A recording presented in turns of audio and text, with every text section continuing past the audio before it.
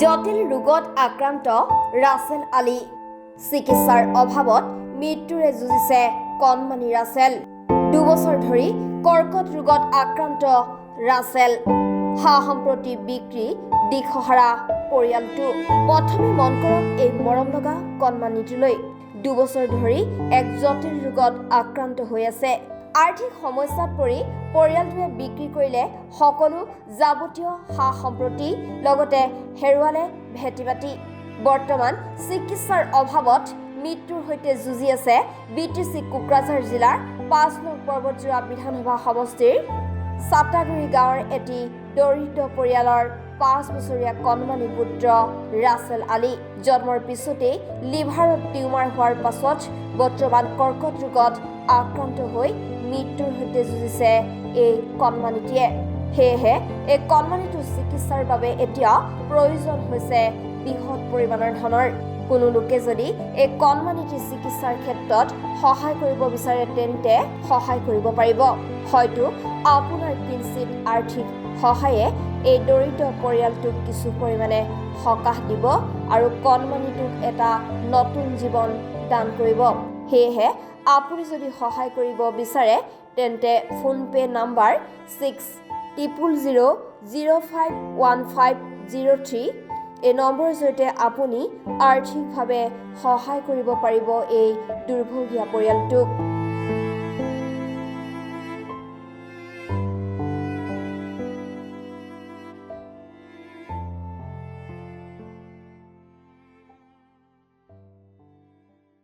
তার মানে আমার এই বাবুর 5 বছর বয়স, ছোট বাচ্চা, তার লিভারও টিউমার হয়েছে, টিউমারের থেকে ক্যান্সার হয়েছে।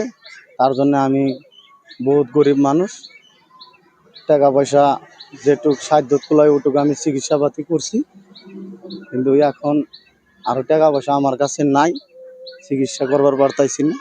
এখন 10 জনের যেটুক সাহায্য করে, সহযোগিতা করলে আমি বাচ্চাটা চিকিৎসা করতে পারি। এটা আমি গুয়াহাটি জিএনআরসি মেডিকেলত দেখাইছো, আরও গোয়ালপাড়া প্রাইভেট সোনোগ্রাফি করা আছে, আলট্রাসোনোগ্রাফি। এতে কইছে যে এইটো মানে আমার এই বাইরত মানে এইটো মানে ডাক্তারক দেখাব লাগে, মানে বেঙ্গলোর কথা কইছে। আমার এই মানুষ সমর্থন নাই, আৰু এই কাৰণে আমি ৰাইজৰ কাছত সকলোৰে কাছত মানে এইটো ইহঁতে কৈছে, মানে প্ৰাইভেটৰ নাৰ্সিঙত কৈছে 4 লাখ টকাৰ কথা কৈছে ইহঁতে, কিন্তু আমাৰ তো 4 লাখ টাকা সমৰ্থ নাই। এই কাৰণে আমি চিকিৎসা এতিয়ালৈকে কৰা নাই, তাক কৰিব পৰা নাই।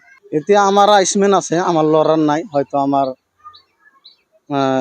স্ত্ৰীৰ নাই, কিন্তু আমাৰ আয়ুষ্মান শো কৰিলে আৰু বাদ বাকি কিবা ৰাইজে কিবা সৰকাৰে কিবা কিবি সহায় কৰিলে আমি বাচ্চাটো যাতে আমি চিকিৎসা কৰিব পাৰোঁ সেইটো মই আশা কৰিছোঁ। আৰু অসম চৰকাৰত এইটোৱে আমি কৈছোঁ যে আমি দুখীয়া মানুহ, যাতে আমাৰ এই ল'ৰাটোক যিমান চেষ্টা কৰি আৰু আমাৰ বাচ্চাটোক যিমান সহযোগিতা কৰি যাতে আমাৰ বাচ্চাটো চিকিৎসা কৰিব পাৰোঁ, সেইখিনি যাতে সমৰ্থ কৰে বা এইখিনি যাতে সাহায্য কৰে, এইটো আমি আশা কৰিছোঁ।